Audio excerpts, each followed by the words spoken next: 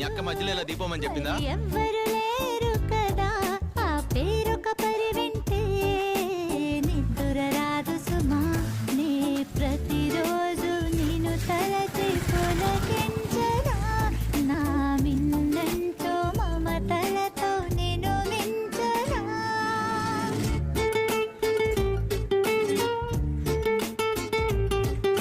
మీరు RTC cross రోడ్డుగా దిగాలి.